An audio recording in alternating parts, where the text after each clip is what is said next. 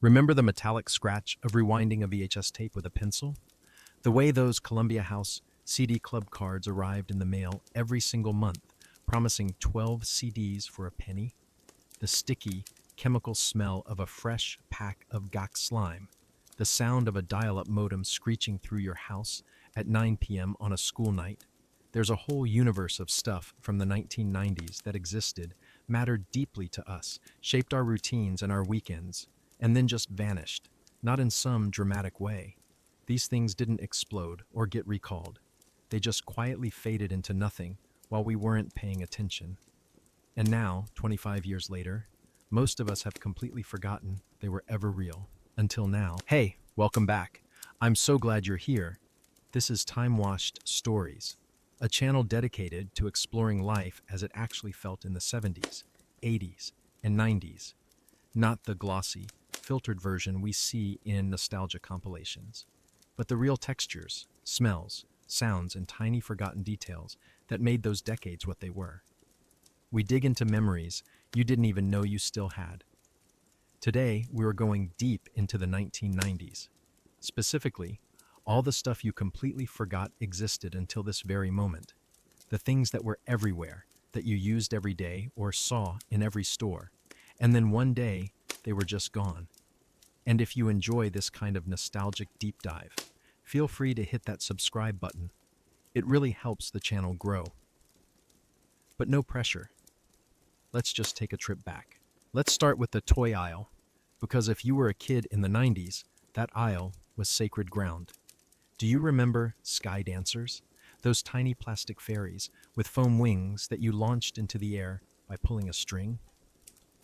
They'd spin violently upward, completely out of control, usually crash into a ceiling fan or someone's face, and then plummet to the floor. They were beautiful and dangerous and absolutely magical. Every girl I knew had at least two. And then, sometime around 1998, they just vanished. No farewell tour, no final commercial. They were just gone, replaced by the next thing. Or what about creepy crawlers? That toy oven that let you pour hot liquid plastic into metal molds shaped like bugs and worms. You'd cook them under a light bulb, and the whole room would fill with this toxic, rubbery smell that definitely wasn't safe to breathe. But you didn't care, because 5 minutes later, you had a glow-in-the-dark spider you made yourself. It felt like actual science. It felt like power. And then there was Pogs. God, Pogs. Those little cardboard discs that somehow became the most important currency in elementary school for about 18 months. You'd stack them up, slam them with a slammer, and whoever flipped the most kept them. Schools banned them. Parents didn't understand them. But for that brief, shining moment, Pogs were the economy. You traded them like stocks. You protected your holographic slammer like it was gold. And then one day it was over. Pogs disappeared as fast as they arrived, and we all just moved on. No one talks about Pogs anymore. But if you were there, you remember.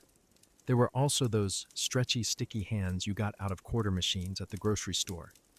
The ones that were supposed to stick to walls, but mostly just collected hair and lint and eventually dried out into a rigid claw. You'd slap them onto windows, ceilings, your sibling's forehead. They snapped back with this satisfying thwap sound. They cost 25 cents and lasted maybe 3 days before they were ruined. But in those 3 days, pure joy. And let's not forget Yakbox, those little voice recorders that let you record a few seconds of audio and play it back with weird effects. You'd record yourself saying something dumb, pitch it down to sound like a monster, and then play it over and over until your parents threatened to throw it out the window. It was low-tech, it was repetitive, and it was everywhere in 1996. These toys weren't just objects. They were entire social ecosystems.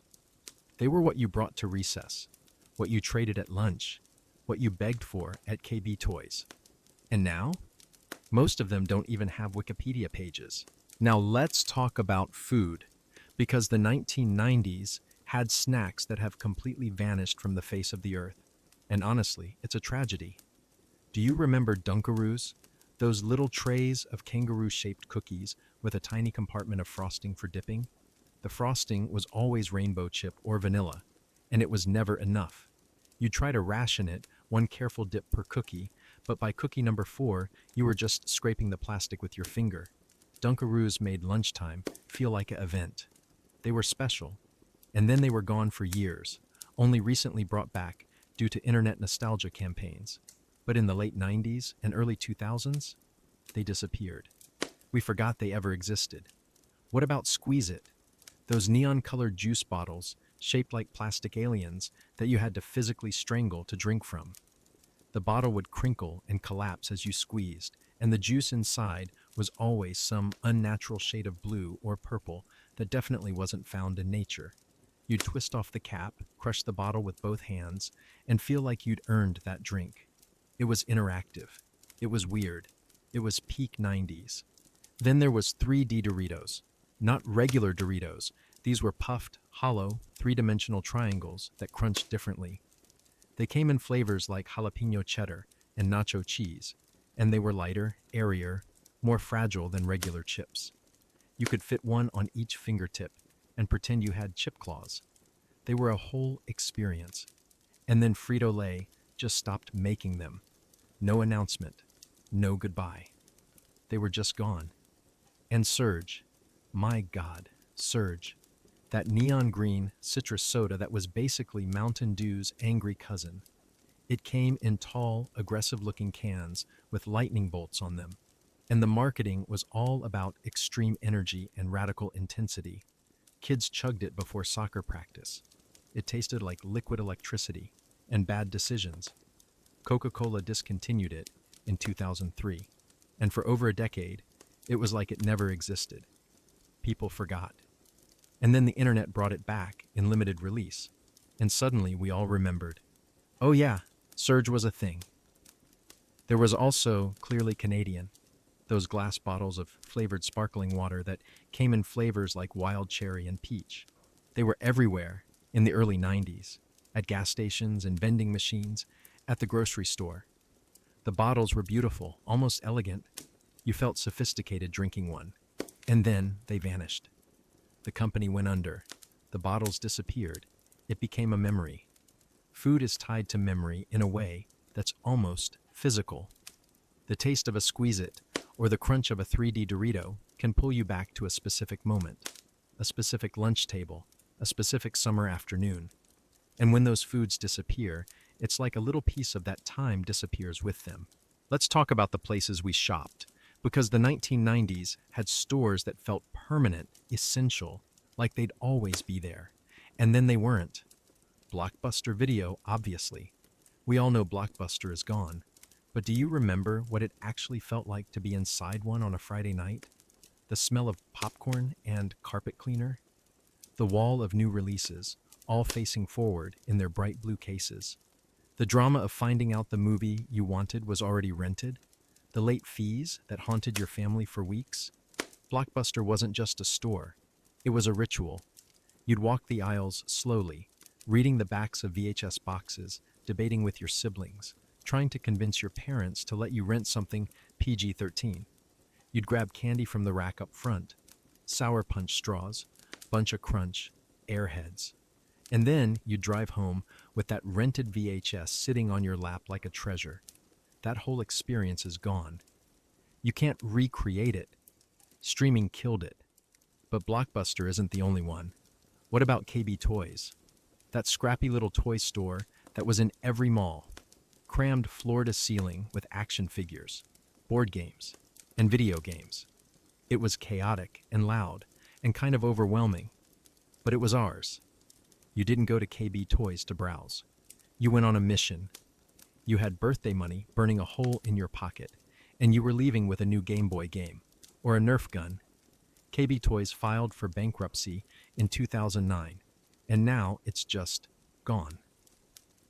The space it occupied in malls got filled with phone case kiosks and sunglasses stands. Discovery Zone. Do you remember Discovery Zone? That indoor playground with tube slides and ball pits and cargo nets and obstacle courses? It was like a jungle gym on steroids. You'd run around for 2 hours straight, sweating and climbing and diving into foam blocks, and your parents would sit in the plastic chairs and drink bad coffee. It was loud. It was chaotic. It smelled like feet and pizza. And it was heaven. Discovery Zone went bankrupt in 1999, and most locations just closed overnight, no warning. One day it was there, and the next day it was an empty building with a for lease sign. And then there was Sam Goody, the music store with the big neon sign and walls covered in CDs. You'd flip through rows and rows of jewel cases, reading liner notes, looking at album art, checking prices. Buying a CD felt like an investment. You'd take it home, rip off the plastic wrap, pop it into your stereo, and read every word in the booklet while the album played. Sam Goody closed most of its stores by 2006, absorbed into bigger chains.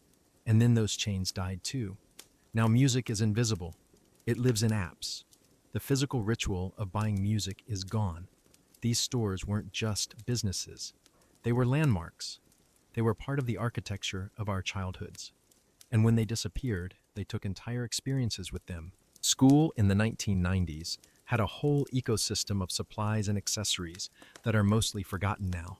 Let's start with Trapper Keepers. Those big 3-ring binders with the Velcro closure and the fold-out design, they were essential. You picked yours carefully. Maybe it had a lightning bolt on it, or a dolphin, or a photo of a sports car. Inside you had folders, pencil pouches, maybe a calculator. The Velcro made that satisfying reep sound every time you opened it. Trapper Keepers were functional, sure, but they were also a statement. They said, I'm organized, I'm ready, I'm cool. And what about scented markers? Mr. Sketch markers specifically. Every classroom had a set. You'd pull the cap off the purple one, and it smelled like grapes. The orange one smelled like oranges. The black one, inexplicably, smelled like licorice. You weren't supposed to sniff them, but everyone sniffed them. It was part of the experience. Drawing wasn't just visual, it was aromatic. Then there were Lisa Frank folders and notebooks. If you were a girl in the 90s, you almost certainly owned something Lisa Frank. Those hyper-saturated, rainbow-colored designs with dolphins, unicorns, pandas, and puppies all crammed together in impossible neon landscapes. They were loud, they were joyful, they were everywhere, and they weren't just notebooks, they were personality. You expressed yourself through your Lisa Frank collection. Pencil toppers. Remember those? Little rubber trolls, erasers shaped like animals, bendy aliens, fuzzy monsters. You'd jam them onto the top of your pencil for no reason other than decoration. They made your pencil longer and harder to use, but you didn't care. Your pencil had style. And let's not forget those clicky erasers, the ones in the white plastic tube that you'd click to push the eraser forward. They were supposed to be practical, but mostly you just clicked them over and over during class until your teacher glared at you. The sound was hypnotic. The mechanism was satisfying. You didn't need it, but you wanted it. School supplies in the 90s weren't just tools. They were identity. They were self-expression. They were tiny ways to stand out in a sea of desks and lockers. And most of them are gone now, replaced by plain binders and basic Bic pens. Technology in the 1990s was weird and clunky and absolutely thrilling because most of it was new, or at least new to us. Do you remember floppy disks? Those 3.5-inch squares of plastic with the sliding metal shutter? They held 1.44 megabytes of data, which, at the time, felt like a lot. You'd save your school project onto a floppy, carry it carefully in your backpack, and pray it didn't get corrupted. There was something tactile and important about them. You could hold your data. You could label it with a Sharpie. Floppy disks made you feel like you were living in the future. Then there were CD-ROM games. Putting a disk into your computer and waiting for it to load felt like an event. You'd play Encarta Mine Maze or The Oregon Trail or Roller Coaster Tycoon. The disk would spin and hum inside the drive. If it skipped or got scratched, the whole thing would freeze. But when it worked, magic. And answering machines. Those little boxes that sat next to your landline phone and blinked a red light when you had messages. You'd come home from school, see the light blinking, and press play. The tape inside would rewind with a mechanical whir, and then you'd hear the messages. Hi, this is Aunt Carol. Just calling to say hello. It was analog. It was slow. It was personal in a way voicemail never quite captured. Pagers, or beepers, depending on where you lived. They were small, plastic, and clipped to your belt. When someone paged you, the device would vibrate or beep, and you'd check the little screen to see a phone number. Then you'd find a payphone and call back. Pagers made you feel important, like you were always reachable, always needed. Doctors had them. Business people had them. And briefly, in the late 90s, everyone had them, until cell phones made them obsolete almost overnight. And let's talk about CD players, specifically portable ones. The Sony Discman, the Panasonic Shockwave, all those chunky devices you carried in a foam case with a strap. You'd load a CD, close the lid, and hit play. But if you bumped it, even slightly, the music would skip. You learned to walk carefully. You learned to hold it steady. Anti-skip technology was a huge selling point. A CD player that didn't skip felt like high-tech luxury. This was technology you had to work with. It wasn't instant. It wasn't seamless. But maybe that's why it mattered. You had to care for it. You had to understand it. And when it worked, it felt like you'd accomplished something. Television in the 1990s was appointment-based. You couldn't pause it. You couldn't rewind it. If you missed your show, you missed it. But beyond the shows themselves, do you remember the commercials? The jingles that burrowed into your brain and never left? 1-800-CALLATT. That commercial where you'd save money on long-distance calls by dialing 1-800-CALLATT before making a call. It had Mr. T. It had Carrot Top. It was everywhere. You probably remember the jingle right now. Or how about Crossfire? That board game commercial with the aggressive rock music and the rapid-fire shooting and the tagline, "You'll get caught up in the crossfire." The commercial made the game look like an intense life-or-death battle. In reality, it was just marbles and plastic launchers, but that commercial? Iconic.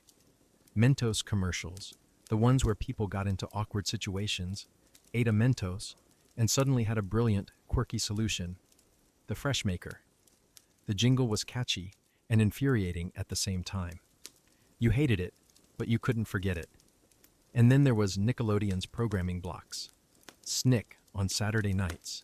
Shows like Are You Afraid of the Dark? All That, The Secret World of Alex Mack.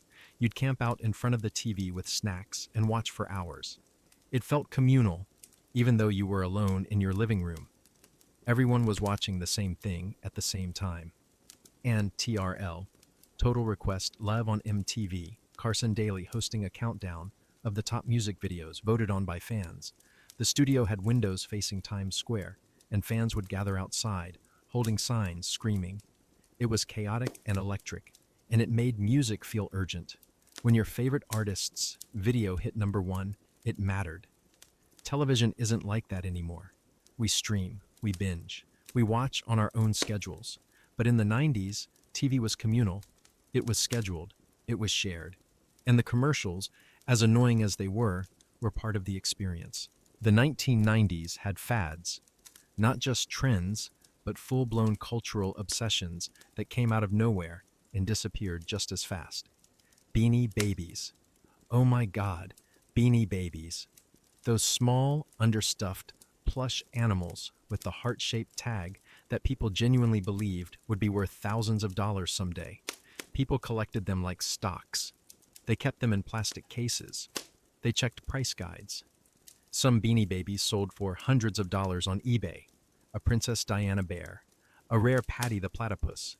It was a speculative bubble based on stuffed toys. And then it popped. The value crashed.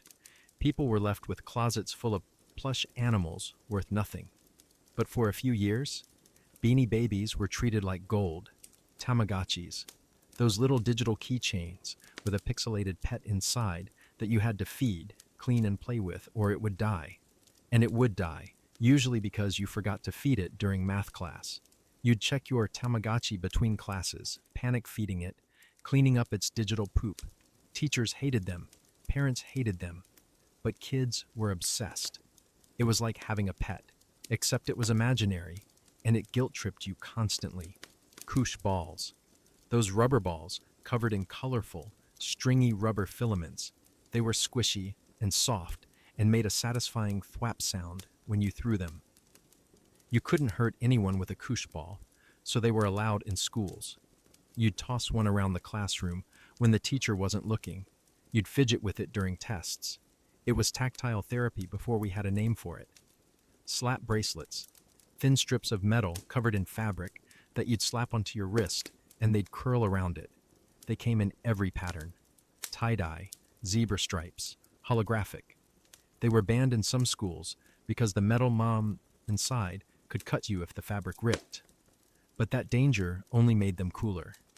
JNCO jeans. Those absurdly wide-legged jeans with 20-inch leg openings that swallowed your shoes entirely.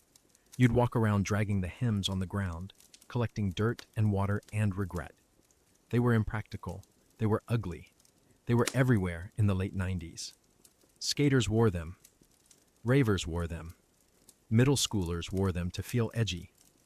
And then, suddenly, they were gone. Fashion moved on. Skinny jeans arrived, and JNCOs became a punchline. These fads didn't last because they weren't built to last. They were intense, brief, and communal. Everyone was doing the same weird thing at the same time. And then we all moved on together. Beyond toys and snacks and fads, the 1990s were full of small, mundane objects that just disappeared. Phone books. Remember those? Thick yellow books that got dropped on your doorstep once a year, full of phone numbers and addresses. You'd use them to look up pizza places or find a friend's landline. And if you were short, you'd sit on one at the dinner table. They were heavy, outdated the moment they were printed, and completely essential, until the internet made them irrelevant. Cigarette vending machines. They used to be in restaurants, bowling alleys, bars. You'd walk up, insert money, pull a lever, and out came a pack of cigarettes. No ID required, no questions asked. They disappeared in the late 90s and early 2000s as smoking laws tightened. But for a while, they were everywhere. Rolodexes, those spinning card files that sat on office desks, full of contact information written on little cards. Business people used them religiously. You'd flip through, find the card you needed, and dial the number. They were analog, tactile, personal, and then cell phones and contact lists made them obsolete. Disposable cameras. Those single-use Kodak or Fujifilm cameras you'd buy at the drugstore, shoot 24 or 36 photos, and then drop off to be developed. You wouldn't know if your photos turned out until a week later when you picked up the prints. There was suspense. There was anticipation. There was no deleting bad shots. Every photo mattered because film was finite. Surge protectors with the long orange extension cords.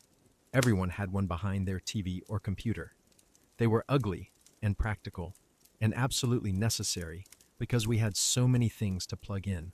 The TV, the VCR, the Nintendo, the stereo. Power strips were infrastructure. These objects weren't glamorous. They weren't collectible. But they were there, part of the background of daily life. And when they disappeared, we didn't mourn them. We just moved on. Until now, when we suddenly remember, oh yeah, that was a thing. So why does any of this matter? Because these weren't just things. They were the texture of life. They were the background noise, the small rituals, the tiny choices we made every day without thinking. They shaped how we spent our time, how we connected with each other, what we looked forward to. We didn't know back then that any of it was temporary. We thought Blockbuster would always be there. We thought Surge would always be on the shelf. We thought our Tamagotchis and our Beanie Babies and our slap bracelets were permanent fixtures of the world. But nothing is permanent. Everything fades. And sometimes, 25 years later, we suddenly remember something we forgot we'd forgotten. A toy, a snack, a sound, a smell. And for just a moment, we're back there. We're kids again. We're sitting in front of the TV on a Saturday morning, or standing in the aisle at KB Toys, or walking through the mall with our friends, with no idea that all of this will one day be gone. But it's not completely gone, because we remember. And as long as we remember, it still exists, not in the world, but in us. So here's my question for you. What's the one 1990s thing you completely forgot about until today? Was it a toy you loved, a snack you ate every day after school, a store you went to every weekend, a sound that just came flooding back? Let me know in the comments. I read every single one. I love hearing your stories. Let's keep these memories alive together. Thanks for watching. I'll see you in the next one.